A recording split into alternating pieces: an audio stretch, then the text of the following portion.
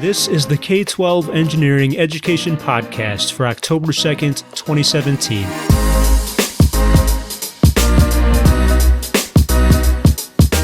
If you are a teacher looking for an engineer to talk with your students, or if you're an engineer looking to share what you know with students, then today's guest is trying to find you. I'm Pios Wong. My guest is Sarah McAnulty, a PhD student and scientist in biology at the University of Connecticut. And in her spare time, Sarah runs a program called Skype a Scientist that virtually connects classrooms with scientists and engineers. Hear her talk about it next. Hi, Sarah. Hi, thanks for having me. I am really happy to have you because you have started a program called Skype a Scientist, and I wanted to talk to you about that a little bit. But real briefly, could you just introduce yourself and what you do in general? Yeah, sure. So I am a PhD student at the University of Connecticut. I work with squid biology, so I work on these Hawaiian bobtail squid for most of my job. But I also organize this program, Skype a Scientist, pretty much in my spare time when I can. Cool. And do you have a lot of time for that? Time management is helpful. So I have some spare time, more spare time over the summer, but I usually am teaching and doing science for most of the hours that I'm awake. Wow. And so in addition to all of that, you're running this program called Skype a Scientist. And if the engineering teachers or other engineers who are listening don't know what that is, how would you describe it to them?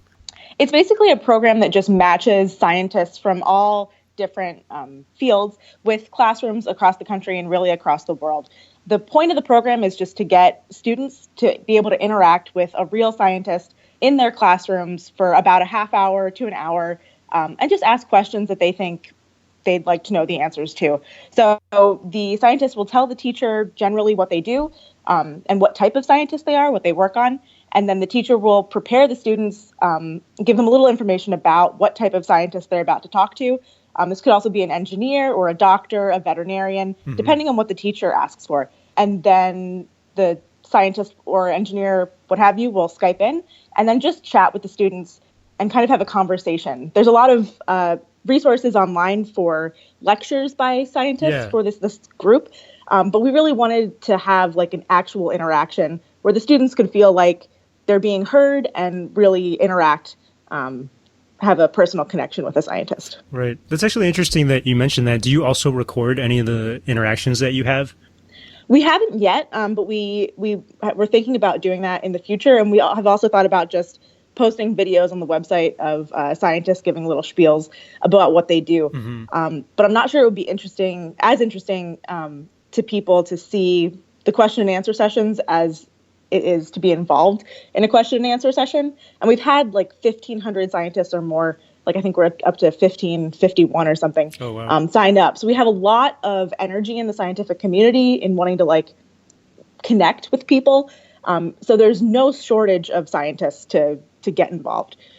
So if you want to have a session, just ask and we can set it up. Yeah, that was one of the questions I was thinking of, basically who's involved. It sounds like a lot of scientists, and you also mentioned engineers and doctors and other STEM professionals. Yes. Are you still growing then if you already have all this team behind you? Yeah, I mean, in terms of organization, it's basically just me and one software engineer and my best friend, David Jenkins, who helped me organize the website and everything. But that's in terms of like the Skype a Scientist team. But this program couldn't exist without the 1,500 scientists that are actually going into classrooms and talking to people. So we're getting scientists sign up, maybe like 5 to 10 a day will sign up. They hear about it through Facebook or from Twitter. And so our numbers continue to go up. But in terms of classrooms, I think we have about 1,000 signed up so far. So we can reach about 5,000 classrooms right now. When a scientist signs up, they tell me how many classrooms they want to volunteer for the fall semester. Right. And given those numbers, I think like 5,500, something like that. Yeah, that's a lot. We can reach. Yeah, we can really talk to a lot of people. The real hurdle that I'm facing right now is trying to get the word out to teachers.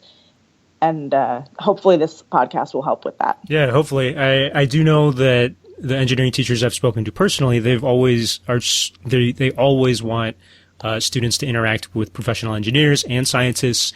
And if they could do it over Skype, I think that'd be amazing. Yeah. So logistically, could you walk me through it? Like if a teacher was listening and they want to know how is this really going to work? Because they're always complaining also about, I don't have any time. How would they get involved in this and what's involved? The sign-up process is pretty easy. So you go to www.skypeascientist.com, and for whatever reason, on some browsers, you actually need the www, which is a pretty 1990s kind of thing to need, but for whatever reason, that's the case. So make sure you put that in there. And then just click the For Teachers tab, and you'll click a sign-up button, and that'll bring you to a Google form, and you'll just put in the information for your classroom, tell the form what kind of STEM professional you'd like to talk to, and then hit submit. And you should submit one form for every session you want to have. So let's say your 8th graders want to talk to one doctor, one engineer, and one marine biologist, or one marine biologist, one microbiologist, whatever. Yeah. You just fill out multiple forms, and every form you fill out will be equivalent to one classroom session. And pretty much from there, you get matched, and then the scientist will get your contact information, and you'll get the scientist's contact information, and then you and your scientist or engineer will communicate with each other and set up a time and a day that your session will take place. It sounds a lot like Tinder. Just have to say. Yeah, that's kind of true. Although you don't get to reject any scientist. You don't swipe left or right on the scientist. Swipe on the scientist. But yeah, it's definitely a matching. Maybe more like, I don't know, Match.com. I've never used it. But right. Yeah. I don't know. But that's actually really neat. I didn't think about that, but the analogy is like right there in my imagination now. So in terms of the schools involved, you said you're trying to expand and reach more people. Is there a type of school or a type of student that you think the program is best for, or is it really for any level, any age? It's really for any school. I don't think that necessarily these sessions are only for like AP classes or something like that. I think that any level of student in terms of age or advancement level would be good for this, because one of the real things that we wanted to try to accomplish with this program is just like getting science more into the consciousnesses of general people, and we don't want to only hit students that would already be interested in science anyway. So if you have a group of pretty unengaged students that this might help them get a little bit more jazzed about science, we're totally willing to talk to those kids. Okay. Yeah, it sounds like maybe even museums or after-school programs or something might be interested. Is that cool too? Yeah, definitely. We'll take pretty much anything. We haven't had like any adult clubs sign up so far. But we would, that would be fine. If you have like a reading group at a library or like a Lions Club or Rotary Club, that would be fine too. We've had Girl Scout troops sign up, a couple different after school programs. We've had like a Women in STEM after school club, which I'm just like so happy exists at all. They signed up for a session, which is pretty cool. And yeah, and like library, I think some librarians have signed up to do after school stuff as well. So awesome. We're flexible. Yeah, then on the STEM professional side, is there a vetting process? Like, how do the teachers know that they're getting quality? We ask them to tell us what university, or in some cases it's company, so we have industry professionals as well, to tell us who they're associated with. We generally look for like a .edu or professional email account, but we don't interview the scientists because I'm really just doing this by myself, and I don't have time to talk to 1,500 people. But we asked them to like give a little 5-word spiel about what they do. So I guess it is technically possible that someone who knows the right words could sign up, but we haven't had that happen yet. We had like 800 sessions in the fall or the spring semester, and that we didn't have any complaints about like rogue people coming in. Although I can't give you a money back guarantee. No, so, right. Like, there's no money in this middle, but yeah, we hope that doesn't happen. No, but it sounds like there's at least some vetting process, because oftentimes teachers themselves, when they're looking for them on their own, they run into even worse problems because they might not know anybody. So I think that Skype a Scientist still sounds really useful. And I wanted to ask, so why are you personally doing this? I know that in general you said the mission is to kind of spread interest in these fields, but what made you want to start this? So it was January, and I was getting kind of bummed out. There's a lot of just kind of like anti-science rhetoric going around in the country, and I was just like, man, so often you hear kind of like conspiracy theorists like say things like they have a cure for cancer, but they're just hiding it, or like this crazy stuff like anti-global warming, and it's just sort of disheartening. And I sometimes just think, man, if they just like met one of us and got a sense of who scientists really are, we're not these like crazy wild-haired guys in the tall castle. We're just regular people. Maybe they'd be more willing to trust us, or more inclined to trust us. So I think that personal connections with scientists could really go a long way, just in like fostering trust with people. So we were kind of brainstorming like, okay, well, how can we do this on a big scale? We thought the internet might be good, partially because scientists are pretty busy people. And I wanted to develop a program where scientists could participate and talk to people outside of science without having to leave their lab at all. And so just like little 30-minute commitments is pretty easy for anybody to do. And we also wanted to get to areas of the country and the world where people wouldn't naturally run into scientists in their everyday life. So in cities, you have science museums, you have universities, but in like the middle of nowhere in like Indiana or Kansas or whatever, that may not be a thing that you could naturally find without having to go on like a 3-hour road trip or whatever. Yeah, so totally. We wanted to reach these populations. Okay, that's awesome. And it makes me think that also people could experience different types of science that they never would have gotten into. Like, I guess you said you're in squid biology.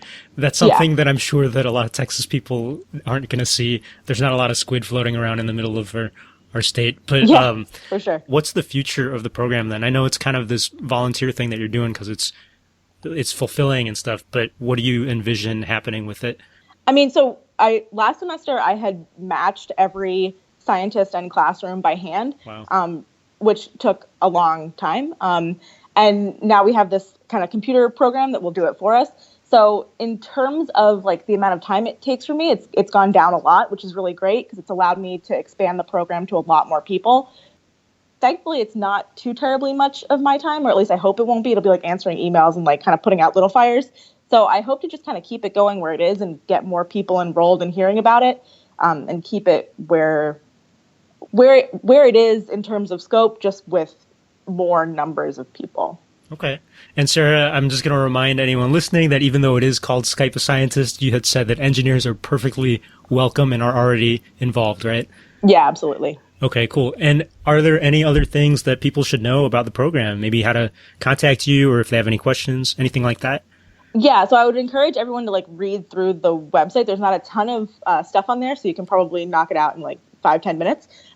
But if you have any questions in addition to like the frequently asked questions and all that, just shoot me an email at skypeascientist@gmail.com. And, you know, we can accommodate any like kind of different requests. Like if you need somebody who speaks sign language, we have a couple signers within the scientists, but like the computer program won't be able to handle that. So you have to kind of do it outside of the computer software. Okay. So if you have any like niche requests, just email me and we'll try to set that up. But yeah, we encourage everyone to apply or not apply, just sign up and you'll inevitably get in. All right. Thank you so much, Sarah. And I will be hopefully keeping track of what's going on with the program. Okay, great. Thanks. Thanks once again to Sarah McAnulty for speaking. For notes, links, and transcripts related to this episode or others, please visit the show website, k12engineering.net. And leave a rating and review on iTunes or Stitcher, and follow the show on Facebook or other social media. Finally, you can financially support the show by donating on Patreon at patreon.com/Pios Labs. That's patreon.com/PIOSLABS. Our closing music for this episode is called I Miss You by Soiree, and you can find more of his music on SoundCloud under the username Soiree Beats, or just check out the show notes for this episode and you can find a link to it. The K-12 Engineering Education Podcast is a production of my independent studio, Pios Labs. Everyone, thank you once again for listening, and please tune in again.